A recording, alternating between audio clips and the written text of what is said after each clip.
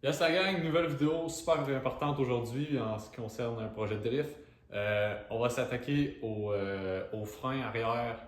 On va avoir deux étriers, des disques. C'est tout du custom, c'est tout pas des pièces de Supra. Fait que c'est assez un big break kit qu'on pourrait dire.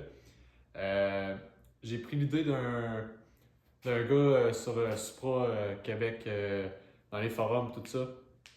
Il a fait ça, dans le fond, c'est des calipers Brembo de Genesis, que j'ai réussi à m'en trouver 4, avec des disques de Subaru WRX STI, avec bien sûr leurs plaquettes. Fait que toute la liste des pièces, des spacers, des bolts qu'on va prendre, dans le fond, moi, je vais mettre le lien de son post forum qu'il avait mis sur le forum. Fait que ça va être dans la description. Puis aujourd'hui, on va faire un peu de DIY de comment aller monter les breaks, tout ça. Faire une deuxième plaquette custom pour pouvoir mettre le deuxième caliper de l'autre côté. Fait qu'on se lance là-dedans.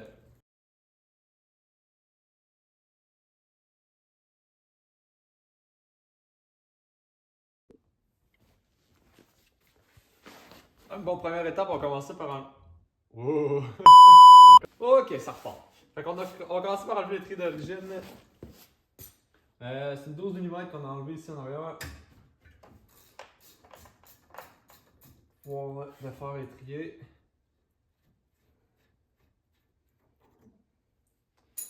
Les autres, on va les garder, mais je n'aurai plus de besoin vraiment, là, je pense.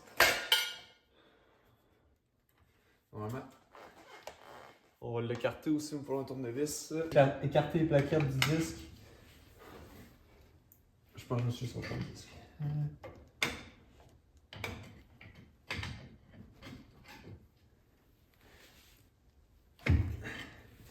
Et voilà. Je vais slider. Et voilà. On peut enlever les plaquettes.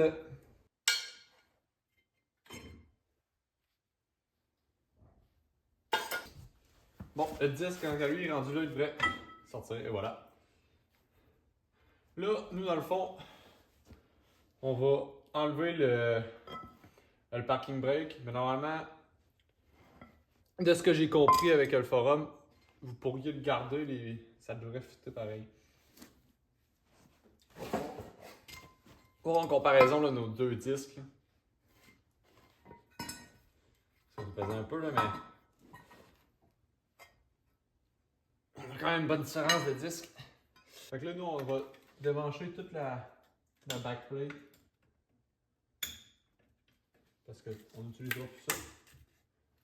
De toute façon, c'est tout pourri.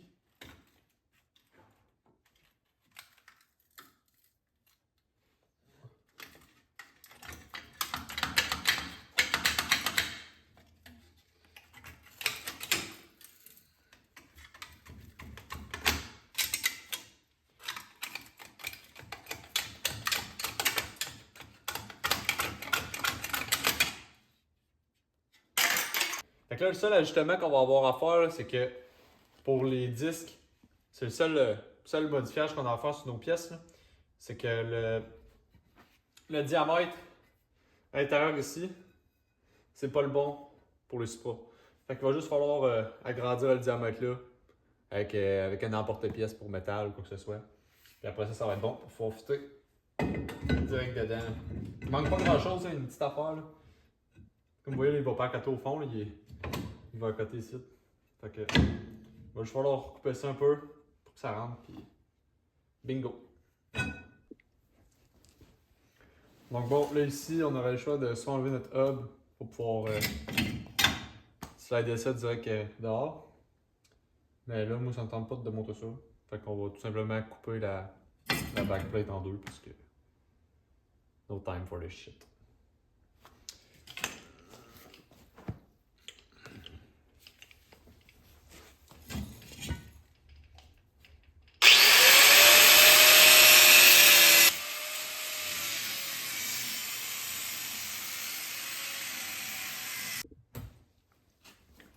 Donc bon, ici on a un 60 mm. Le disque, lui, on a un, pour l'instant, 57 mm. Fait qu'on a 3 mm à aller rechercher, 1.5 mm à aller chercher tout le tour pour que ça vienne fitter. Fait que je vais regarder comment que je fais ça.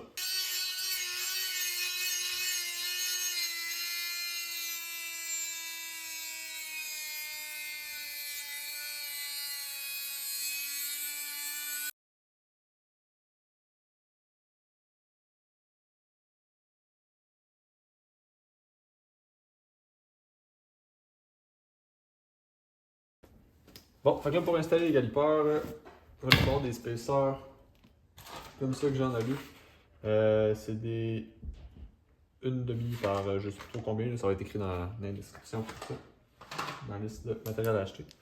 Avec les bottes, avec la traite d'origine, mais plus longue, vu que là on rajoute des spacers. Pour le reste, ça devrait botter direct là. Fait qu'on va juste se mettre des spacers comme ça. Je me suis trompé, il faut repercer. Faut venir repercer les 2 trous. Parce que les bolts passaient pour pouvoir mettre notre galipeur. Fait qu'on va repercer 1/2 parce que nos bolts sont plus grosses que ceux-là d'origine.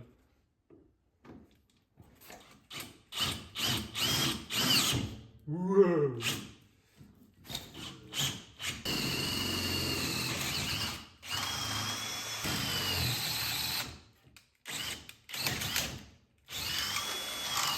C'est nos spacers avec nos bolts.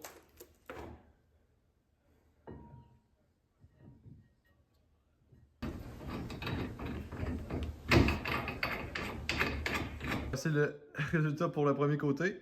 Fait que là, le but, ça va être d'avoir un deuxième galipeur de l'autre bord là. Fait que là, on va penser à comment on fait notre braquette pour venir rattacher l'autre côté. Donc bon, là, je suis en train de faire des tests là, pour vous autres, dans le fond, parce que moi, dans le fond, je vais rouler sûrement du 18 pouces, là, mais je vais faire des tests parce que j'avais une roue de 17 pouces, puis j'ai encore mes roues d'origine de 16 pouces, puis je voulais voir qu'est-ce qui fitait. Fait que du 17 pouces, vous pouvez mettre ça avec ce kit de break-là, avec aucun spacer, juste direct. Puis si vous voulez mettre des roues de 16 pouces, comme là, j'ai ceux-là d'origine de 16 pouces, ça fit, mais juste avec un spacer. Fait que là, j'ai un spacer de, je ne me rappelle plus combien d'épais, là. On va checker ça bien vite, là. J'ai un spacer d'à peu près 1,5 pouce. Fait que c'est ça qu'il vous faut. Un spacer d'1,5 pouce, ça fit avec les Brembo de Genesis. Coupé 2011 à peu près. Avec des disques de WRX STI 2020, il me semble. C'est ça. Du 17 pouces, ça fit direct, pas de spacer. Du 18, ça fit direct, pas de spacer. Si tu veux mettre des 16 pouces, spacer d'1,5 pouce, ça passe. Ça passe serré, mais il y a un gap, ça passe. Donc bon, là, nous autres, on va se mettre un deuxième set de galipeurs en arrière parce qu'on va avoir... Ouh, il y a de l'huile dedans, je ne savais pas. Dans le fond, on va avoir notre deuxième set de galipeurs qui va être rattaché à notre handbrake, qui lui va gérer seulement, dans le fond, les galipeurs en arrière, notre deuxième set. Pour quand on drift, on puisse bloquer seulement les roues en arrière. Fait qu'on va pouvoir installer, faire nos braquettes. Je vais me faire une deuxième braquette pour venir prendre mon deuxième galipeur ici. Puis honnêtement, j'ai fini par juste m'en commander sur Agile Performance. Écoute, il n'y en avait pas pour le kit exprès de Genesis, mais j'ai parlé comme il faut avec le propriétaire. Puis on a conclu que normalement, si on ferait juste grossir, parce que normalement, c'est le kit Brembo qui vend. C'est pour des galipeurs de Evo 8, je pense. Fait que là, ça utilisait des M12. Fait que là, on a juste percé plus gros pour pouvoir fitter des M14 que mes galipeurs de Genesis utilisent. Fait que normalement, là, ça devrait fitter. Fait que on va monter ça pour le deuxième galipeur. Juste vous placer. Fait que pour ça, je vais juste redémonter dans le fond ce galipeur-là, puis mon disque pour avoir de la place pour pouvoir mettre la braquette et l'installer, pour pouvoir aussi voir si ça fit comme il faut. C'est comme un test aussi qu'on fait avec. Fait que ça, je démonte ça, puis je vous reprends pour l'installation de la braquette. Fait que bon, les braquettes sont assez simples, là. Ils viennent se prendre dans le fond dans nos trous, jusqu'à on avait notre backplate pour les pour les commandir.